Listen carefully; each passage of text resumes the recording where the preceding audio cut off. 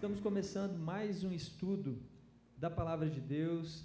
Nosso objetivo aqui é falarmos sobre assuntos que sejam relevantes para a sua vida, que sejam relevantes para a sua história, para a sua espiritualidade.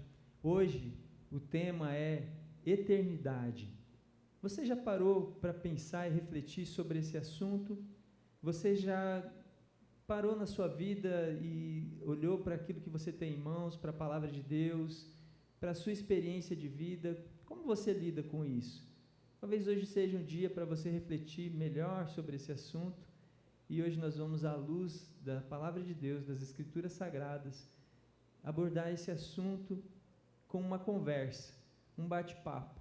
E o convidado para essa conversa de hoje é o pastor Paulo, que está aqui comigo, e vamos aqui tentar fazer uma conversa amistosa a respeito desse assunto que é tão relevante para a vida de todo cristão, de todo aquele que leva em alta conta a nossa vida, que continua além dessa vida, dessa existência que temos aqui.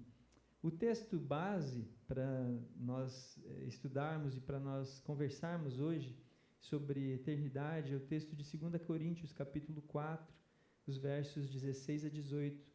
E a palavra de Deus diz assim: por isso não desanimamos, embora exteriormente estejamos a desgastar-nos, interiormente estamos sendo renovados dia após dia, pois os nossos sofrimentos leves e momentâneos estão produzindo para nós uma glória eterna, que pesa mais do que todos eles. Assim, fixamos os olhos não naquilo que se vê, mas no que não se vê, pois o que se vê é transitório, mas o que se não vê é eterno. É de uma poesia belíssima, não é, pastor? Sim.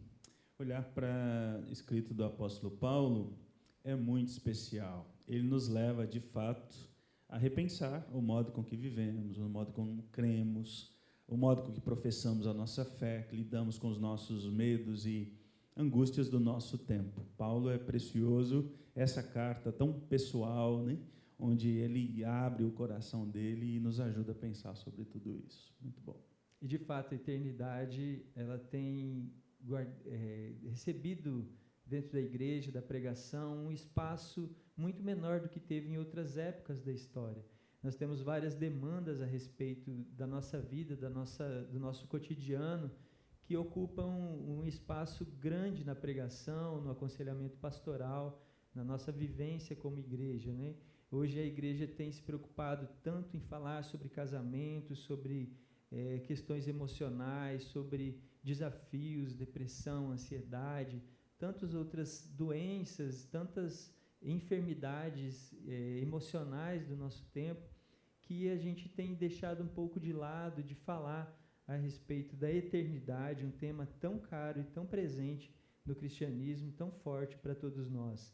Por que a igreja tem falado menos sobre eternidade no nosso tempo, pastor? Então, o que é interessante, essa constatação de que a igreja parece-nos que voltou os olhos para este mundo, a demanda, né, de dilemas tão gritantes, tão urgentes, e as mensagens tentam dar, né, um tipo de esperança, de socorro, e às vezes num olhar muito limitado aqui apenas na horizontal. E eu acredito que a igreja deve continuar tratando dos problemas de agora, mas na perspectiva da eternidade. Talvez a grande questão seja essa: olhar para a eternidade, a esperança que nos move, e, à luz disso, lidar com os problemas deste mundo. Foi assim que Pedro fez na sua carta. Como peregrinos, caminhamos no mundo com muitos desafios, mas temos um alvo para onde vamos, né? Pastor Ricardo Agreste, na série A Jornada, depois essa série se transformou num livro, ele aborda justamente isso, o fato de que somos homens e mulheres guiados à eternidade, mas existe uma caminhada aqui a ser feita. Então, a abordagem da eternidade precisa também nós precisamos abordar a eternidade também na perspectiva da vida que temos aqui, daquilo que nós passamos aqui, dos nossos relacionamentos, a nossa convivência, a nossa saúde, nas mais diversas áreas. É interessante que a igreja, nas décadas de 60, na década de 70, ela falou muito mais sobre eternidade. E isso tem uma razão. Não sei se você sabe, mas a igreja falava mais sobre a eternidade porque havia uma insatisfação, uma desilusão com a ideia que vem lá desde os iluministas, da Revolução Francesa, da Revolução Industrial, a ideia de que nós poderíamos construir um mundo que tivesse uma paz social, uma igualdade social maior, que as pessoas pudessem ter um conforto na sua vida através da divisão mais igualitária dos recursos que nós temos. E as duas grandes guerras, a Primeira e Segunda Guerra Mundial, elas suplantaram essa ideia de que teríamos um mundo perfeito ou um mundo melhor. E justamente a ideia das guerras, a finitude da nossa existência, as milhares, os milhões de mortos da guerra, fizeram com que o homem voltasse a falar, nessas décadas então de 50, 60, 70, falar muito mais sobre a eternidade. É certo que a paz que reinou e reina pelo mundo, na sua maioria, na maioria dos países, traz de novo para nós um esquecimento de que a vida ela é finita, de que essa vida vai acabar um dia. E tratar da eternidade na perspectiva do Evangelho é sempre maravilhoso, é sempre grandioso. E o apóstolo Paulo aqui traz para nós essa ideia de que a eternidade ela é o lugar para onde nós devemos voltar os nossos olhos. Encarar essa vida sem a perspectiva da eternidade é de uma tristeza terrível, não é, pastor? Tenha dúvida. É um desespero, mas é bem isso que o homem pós-moderno, contemporâneo, tem tentado fazer. Tem tentado se encontrar ou se ajustar de alguma maneira, dentre tantos desafios, né? Nietzsche, o grande pai da pós-modernidade, diz que diante dos incômodos do seu tempo, muitos vão procurar a religião, a droga, o álcool e outras coisas. Ele diz, a única coisa que eu consigo fazer é dormir. Só me resta dormir. Eu não tenho respostas, não tenho projetos, saídas, vamos dormir.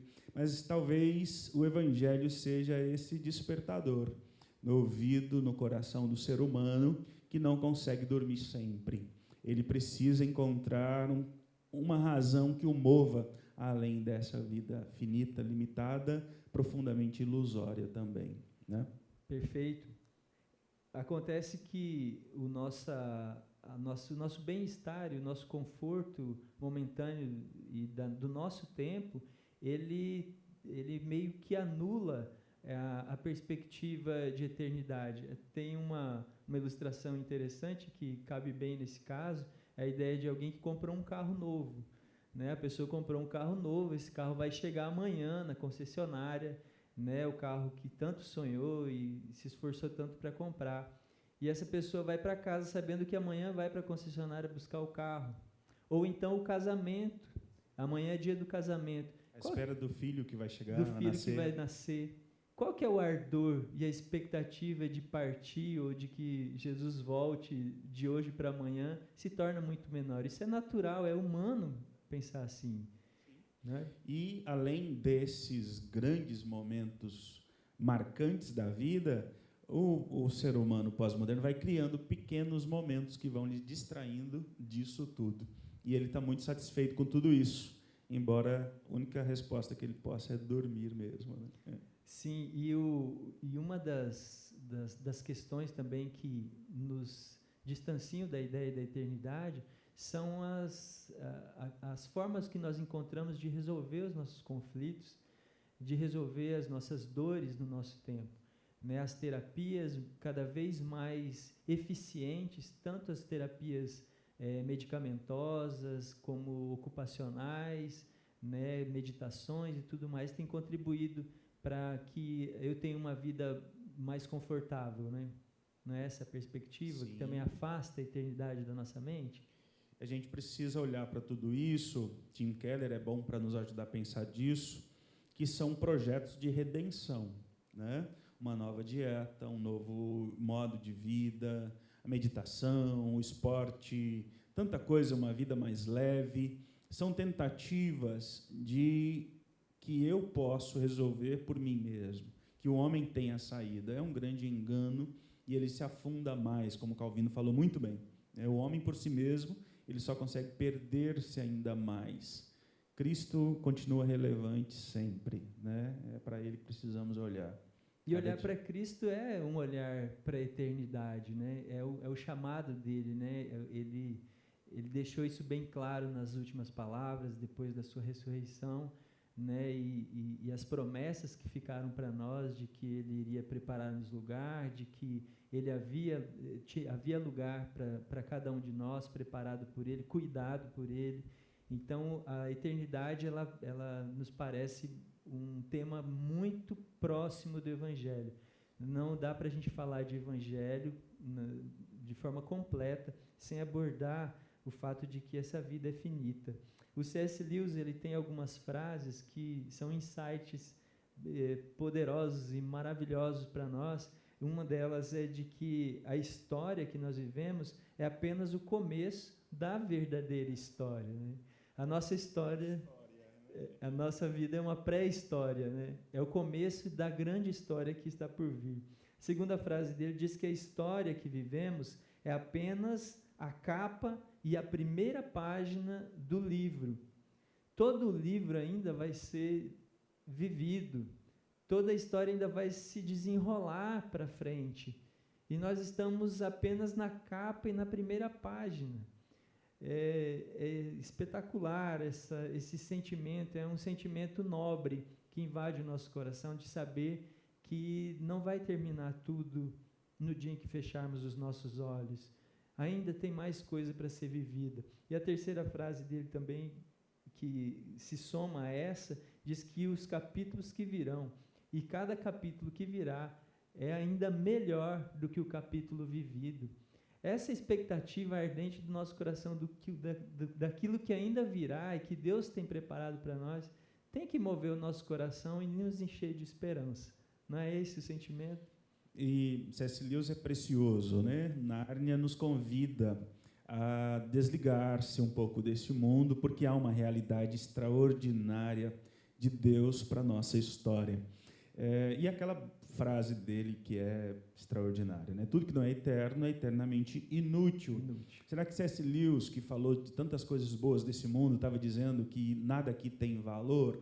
Justamente o contrário disso, de que as coisas da vida que eu estou envolvido, trabalho, família, as coisas boas da vida, elas não podem tirar de mim o apetite pelo céu, né? Pela eternidade, mas devem fazer parte dessa caminhada nossa, longa jornada, né?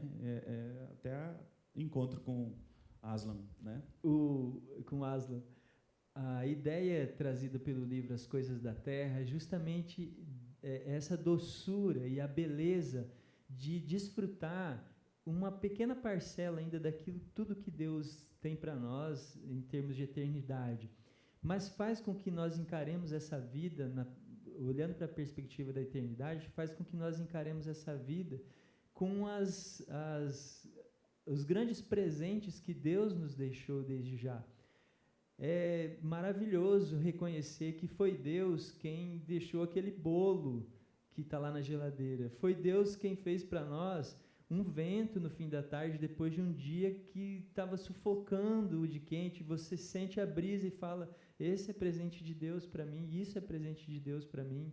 É maravilhoso olhar para os nossos filhos, para uma criança, para as flores, para o caminho, para a grama, para a chuva, para o vento, e olhar tudo isso na perspectiva da criação de Deus como presentes que Ele nos deixou para nós suportarmos esse tempo em alegria, porque a alegria, como disse o C.S. Lewis, é negócio sério no céu.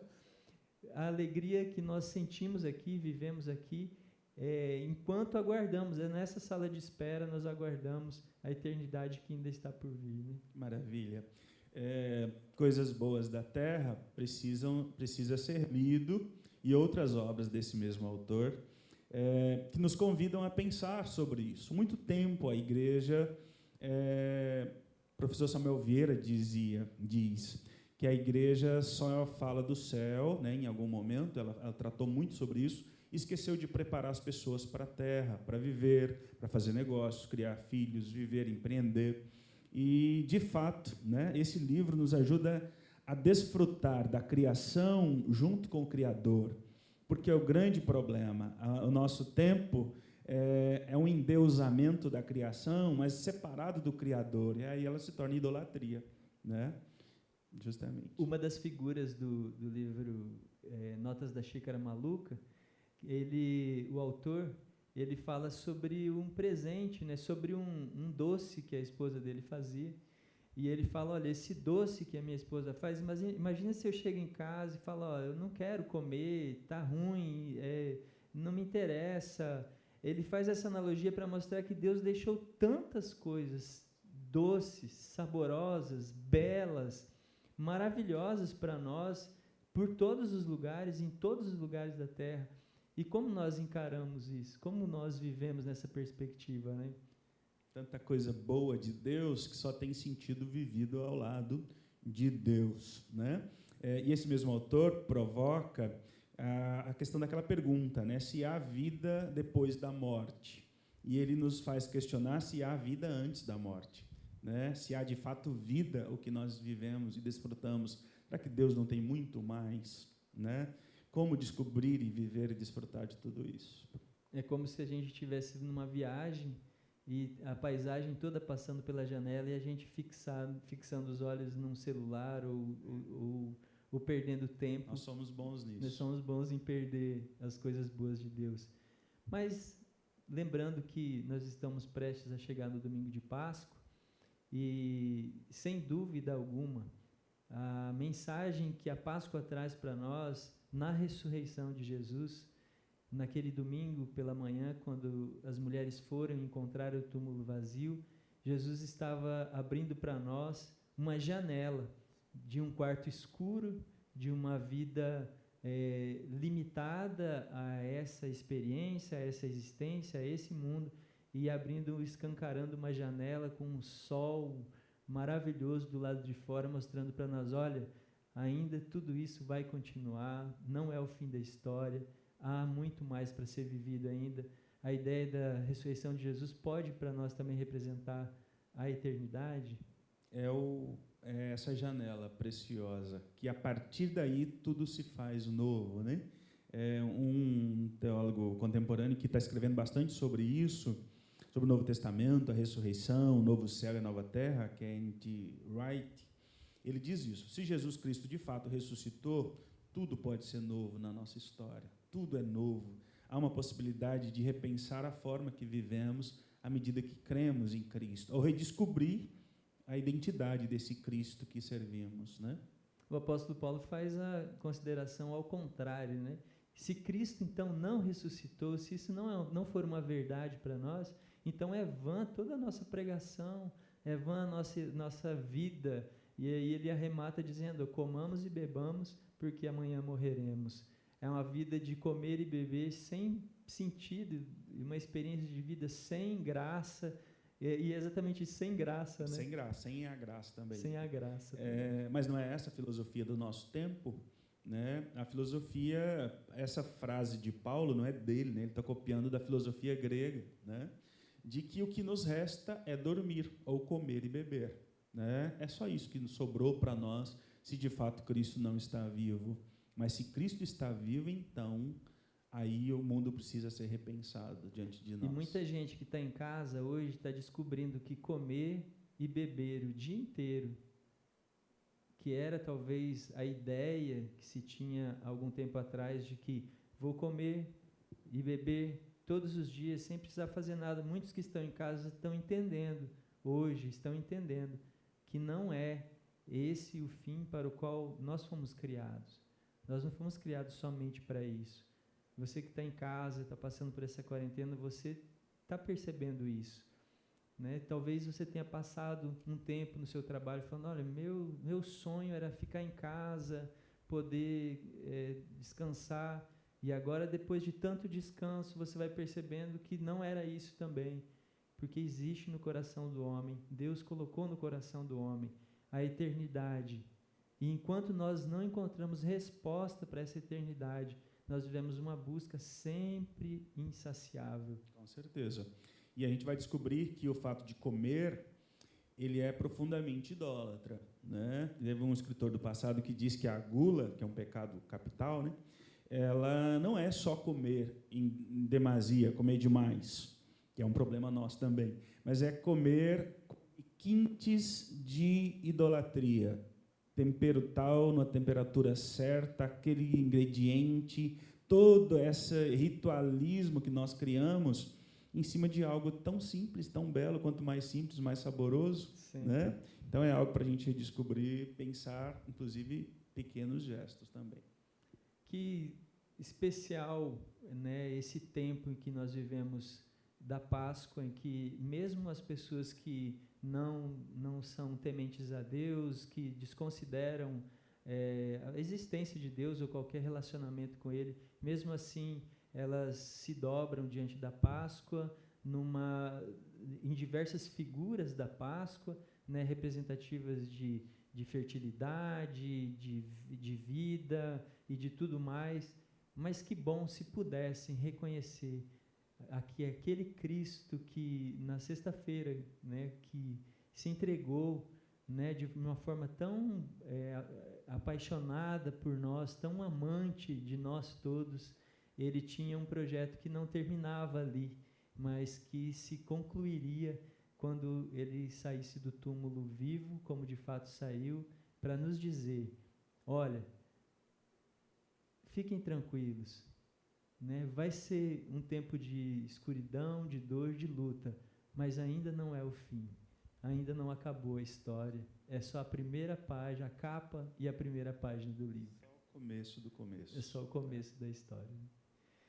Que bom que você esteve conosco, que bom que você nos acompanhou nessa jornada, que bom que você gastou esse tempo precioso da sua vida, da sua história, ouvindo, né, o que nós falamos a respeito das Escrituras Sagradas. O apóstolo Paulo, no texto que nós lemos no começo, nos chama a olhar para a eternidade. E ele diz que as coisas que nós vemos, elas são transitórias, mas aquilo que nós não enxergamos ainda, elas são coisas eternas, que têm um peso de glória, e que as leves e momentâneas tribulações que envolvem a nossa vida, elas são prenúncio de um tempo ainda que virá, em que, como nós vimos nas mensagens que temos acompanhado aqui, inclusive a última, né, do pastor Paulo, do Salmo 91, falando que existe de Deus, né, uma perspectiva muito maior, né, nele e em Cristo, que transpassa toda a nossa existência aqui. Pastor, suas palavras aí de despedida desse estudo. Falar de eternidade, então, é falar desse convite para uma outra realidade, né? E a grande beleza do novo céu e nova terra é os presentes nela, né? O mesmo autor que eu citei, N.T. Wright, ele vai dizer que o novo céu e nova terra, que a gente entende tão pouco sobre tudo isso, ele que é um grande mestre, diz: eu sei que a Bíblia diz que lá tem rios, tem árvores maravilhosas nas encostas desses rios, essas árvores que são cura para as nações. Ele diz: eu não sei muito bem o que isso significa, mas que é o melhor lugar que a gente pode sequer pensar em passar a nossa história ao lado de Deus, no lugar que Ele mesmo está, junto com o povo de Deus, e desfrutar de tudo isso de maneira tão natural e bondosa, né? É para lá que caminhamos, né? Aquela ideia de céu, de anjinhos com asas e roupas brancas e vestes, esse não me atrai de forma Também alguma. não. Eu vi uma imagem de céu que eu acho interessante, falando da Páscoa que você falou. Alguém disse que o céu poderia ser de chocolate. Talvez é uma boa, que não engorde, né? Tem muita gente que não tinha pensado no céu, nem estava muito disposto a frequentar o lugar, mas agora falou: opa, agora me chamou a atenção. Na verdade, o que nós temos a oferecer pelo Evangelho de Cristo é tudo isso e muito mais. Não somente a ideia de que nessa existência ou nessa vida nós desfrutamos de tanta beleza, de tanta doçura que vem da cruz do Calvário, daquilo que Cristo fez por cada um de nós, do sangue que Ele derramou em favor do nosso pecado, do nosso estado de distância dEle, nos convidando não somente para ter uma vida plena e absurdamente maravilhosa alegre, feliz nesse tempo, mas ainda com um olhar, uma perspectiva para a eternidade. Que Deus te abençoe, que Deus cuide de você, que você considere todas essas coisas que nós falamos e que você, considerando, você possa reconhecer a Jesus Cristo como o Senhor da sua vida, da sua história e desse chamado que Ele tem para mim, para você, para nós, de estarmos com Ele um dia de forma definitiva. Amém. Glória a Deus. Uma feliz Páscoa para você. Feliz Páscoa. Mesmo distante, receba o nosso abraço, o nosso carinho, que os laços do Cordeiro nos unem como igreja, como família da fé. Deus nos abençoe. Até mais. Feliz Páscoa para você e para a sua família. Para você também, pastor. Deus Para abençoe. você também. Um abraço.